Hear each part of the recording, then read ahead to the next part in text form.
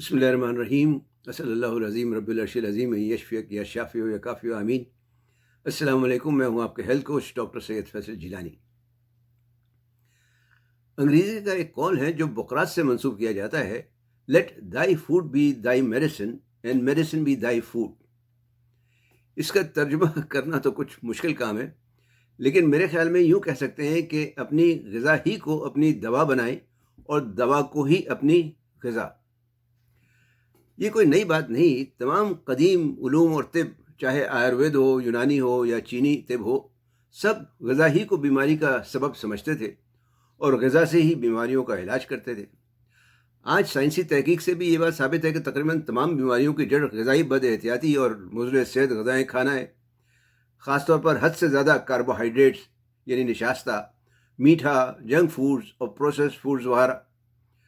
اس قسم کے کھانے جسم میں سوزش پیدا کرتے ہیں اور جگر کی خرابی کا باعث بنتے ہیں. ان کی وجہ سے مختلف بیماریاں بھی لاحق ہو جاتی ہیں، جیسے ذیابیطس، موٹاپا، اعصابی کمزوریاں، امراض قلب، امراض چشم، امراض گردہ و مثانہ، یہاں تک کہ کینسر جیسے موذی مرض بھی ان کی وجہ سے پیدا ہو سکتے ہیں. اب اس بات سے یہ مطلب نہیں کہ جسم کو کاربوہائیڈریٹس کی یا میٹھے کی ضرورت نہیں. کاربوہائیڈریٹ یا میٹھے کی ضرورت تو پڑتی ہے، لیکن صرف اس حد تک جتنا کہ جسم کو ضرورت ہو یا جسم کے مطابق چاہیے ہوتی ہے. مسئلہ اس وقت ہوتا ہے جب مضر صحت غذاؤں کا حد سے زیادہ استعمال ہونے لگے. بدقسمتی سے آج کل ہر چیز پروسیسڈ یا ملاوٹ والی ملتی ہے، جن سے بچنا محال ہی ہے. بہرحال میں آج آپ کو 12 ایسی صحت بخش غذاؤں کے بارے میں بتانے جا رہا ہوں جن میں کاربوہائیڈریٹ نہ ہونے کے برابر ہوتا ہے اور جو شوگر اور وزن کنٹرول کرنے والوں کے لیے نہایت مفید ثابت ہو سکتی ہیں. ان میں ایک تو ہے انڈا.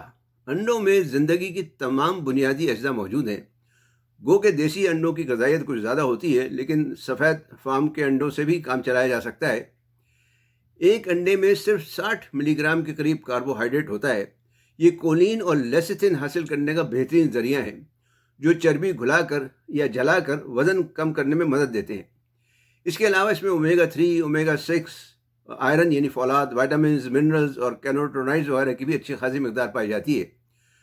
2 سے 4 انڈے روزانہ کھانے سے آپ کو اچھی خاصی غذائیت مل سکتی ہے. انڈے کھانے سے بھوک بھی کم لگتی ہے اور آپ جنک فوڈ کھانے سے بھی بچ سکتے ہیں. دوسری غذا ایک قسم کی گوبھی ہے جسے انگریزی میں کیل کہتے ہیں. یہ بند گوبھی اور پھول گوبھی سے کچھ مختلف ہوتی ہے، لیکن اسی کے ایک خاندان سے، قبیل سے ہے. کیل میں کاربوہائیڈریٹ کی مقدار 0 ہے. اس میں نارنجی سے 2 گنا زیادہ وائٹامن سی، دودھ سے زیادہ کیلشیم اور کیلے سے زیادہ پوٹیشیم پایا جاتا ہے. اس کو آپ ہلکی سی بھاپ دے کر سائیڈ ڈش کے طور پر کھا سکتے ہیں یا استعمال کر سکتے ہیں، یا اسموتھیز وغیرہ میں ملا کر پی سکتے ہیں. تیسرے نمبر پر ہے گوشت. گوشت چاہے گائے کا ہو یا بکرے کا، اس میں آپ دل، گردے، کلیجی بھی شامل کر لیں. گوشت جسم میں پروٹین بنانے کے لیے بہت ضروری ہے. اس میں موجود آئرن اور وائٹامن B12 جسم میں نہایت آسانی سے جذب ہو جاتا ہے. گوشت مسلز کی صحت برقرار رکھتا ہے اور جسم کو توانائی بھی دیتا ہے.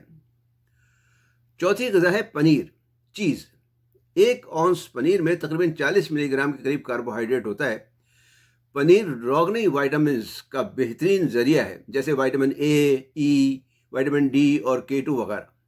یہ وائٹامنز کیلشیم کو ہڈیوں، دانتوں اور ناخنوں میں داخل ہونے میں مدد دیتی ہیں. اس میں مفید فیٹی ایسڈز اور پروٹینز بھی شامل ہیں جو دماغی صحت اور توجہ کے لیے مفید ثابت ہو سکتے ہیں. سب سے بہتر پنیر وہ ہے جو گھاس پر پلنے والے جانوروں کے دودھ سے بنا ہو. 5ویں نمبر پر ہے پیکنز، جسے اردو میں بیکن کہتے ہیں. اسے امریکی اخروٹ بھی کہا جاتا ہے. 1 اونس پیکانز میں تقریباً 1 گرام کاربوہائیڈریٹس ہوتے ہیں، لیکن چونکہ ان میں فائبرز کی مقدار زیادہ ہوتی ہے، اس لیے یہ شوگر نہیں بڑھاتے بلکہ شوگر کنٹرول کرنے میں مددگار ہوتے ہیں. پیکانز میں زنک، کاپر، وائٹامن B1 اور مونو انسیچوریٹڈ فیٹس اچھی مقدار میں پائے جاتے ہیں، یعنی صحت مند فیٹس. 1 یا 2 اونس پیکانز اگر کھانے سے آپ روز کھائیں تو کھانے سے بھوک کم لگے گی اور جسم کو غذائیت بھی اچھی ملے گی. 6 نمبر پر ہے گوبھی اور دوسری کرکری سبزیاں، جیسے بروکلی ہے، پھول گوبھی ہے، برسلز ہے، اسپراؤٹس، کرم کلا، سلاد کے پتے، کھیرا، کریلا، ککڑی، گاجر، مولی وغیرہ. یہ سب وائٹامنز اور فائٹو کیمیکل سے بھری ہوتی ہیں. یہ جسم کو نہ صرف غذائیت پہنچاتی ہیں بلکہ جسم سے زہریلے مادوں کے اخراج میں بھی مدد دیتی ہیں. ان میں موجود پوٹیشیم اور میگنیشیم انسولین ریزسٹنس کم کرتا ہے اور تیزی سے چربی بھی کم کرتا ہے یا گھلاتا ہے۔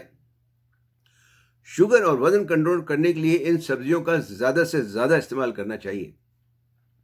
7ویں غذا ہے مچھلی، خاص طور پر سالمن، جسے اردو میں شاید رواس مچھلی کہتے ہیں۔ ویسے تو مچھلی کوئی بھی ہو فائدہ مند ہے۔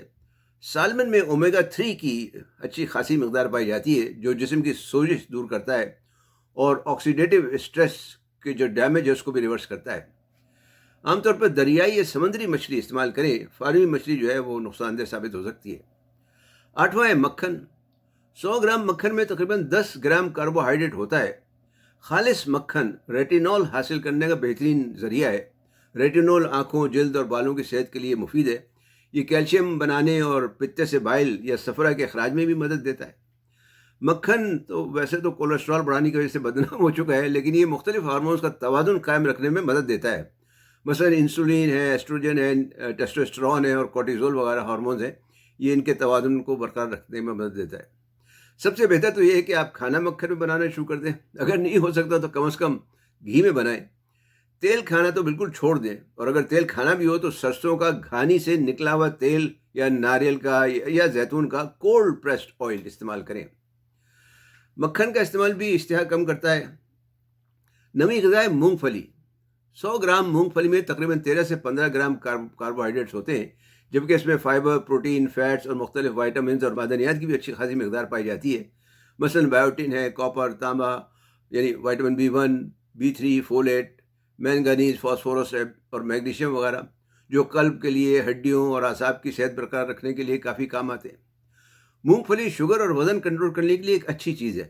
مونگ پھلی بھی اشتہا کم کرتی ہے، یہ بھی اگر آپ کھائیں گے تو اس سے بھی آپ کی اشتہا کم ہوگی۔ 10ویں غذا ہے ایووکاڈو، جسے اردو میں شاید مکھن پھل کہتے ہیں۔ ایک درمیانی سائز کے ایووکاڈو میں تقریباً 14 سے 17 گرام تک کاربوہائیڈریٹس ہو سکتے ہیں۔ اس کا زیادہ تر کاربوہائیڈریٹ فائبر سے حاصل ہوتا ہے۔ اس میں صحت بخش چربی یعنی mono unsaturated fats, vitamins, minerals اور پوٹیشیم کی کثیر مقدار پائی جاتی ہے۔ اگر آپ نے کبھی ایووکاڈو کھایا ہو تو اس کی ساخت بالکل مکھن جیسی ہو سکتی ہے۔ یہ بھی انسولین ریزسٹنس کم کرتا ہے اور ہارمون کا توازن برقرار رکھنے میں مدد دیتا ہے۔ 11ویں غذا ہے ساور کراٹ، خمیری کرم کلہ۔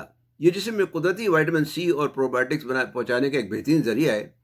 اسے آپ اپنی آنتوں اور معدے کی صحت برقرار رکھنے کے لیے ہفتے میں 2-3 دفعہ استعمال کر سکتے ہیں۔ یہ خود بھی زود ہضم ہے اور ہاضمے کو بھی بہتر کرتا ہے۔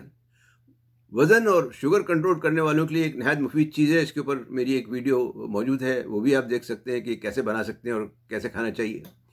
12ویں غذا ہے غذائی خمیر یعنی نیوٹریشنل یسٹ۔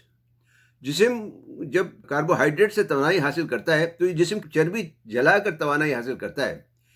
اس عمل میں زیادہ تر وائٹامن بی استعمال ہو جاتی ہے۔ بی وائٹامنس کی کمی سے اعصابی تناؤ، اضطرابی کیفیت اور بھوک بڑھنے لگتی ہے۔ اس کی کمی کو دور کرنے کے لیے 1 سے 2 چمچے نیوٹریشنل یسٹ کافی مفید ہے۔ یہ ایک قدرتی وائٹامن بی کمپلیکس ہے جو جسم میں کورٹیزول کی مقدار بھی کم کرتا ہے۔ ان غذاؤں کے علاوہ دھنیا، پودینہ، اوریگینو، پارسلے، سلانٹرو، روزمیری، اجوائن ہے، ہلدی، کالی مرچ، ادرک اور لہسن وغیرہ بھی اپنی غذا میں شامل کریں۔ یہ سب ایک طرح کی جڑی بوٹیاں ہیں، سب کی اپنی اپنی افادیت ہے۔ کوئی جگر کے لیے اچھی ہے تو کوئی پتے کے لیے، کوئی ہاضمے کے لیے اچھی ہے تو کوئی قلب کے لیے۔ اللہ تعالیٰ نے ہر غذا میں کسی نہ کسی چیز کی شفا رکھی ہے، شرط یہ ہے کہ ہم اس کا صحیح استعمال کریں۔ اس لحاظ سے بقراط کا یہ قول بالکل درست ہے کہ اپنی غذا ہی کو اپنی دوا بنائیں اور اپنی دوا کو اپنی غذا۔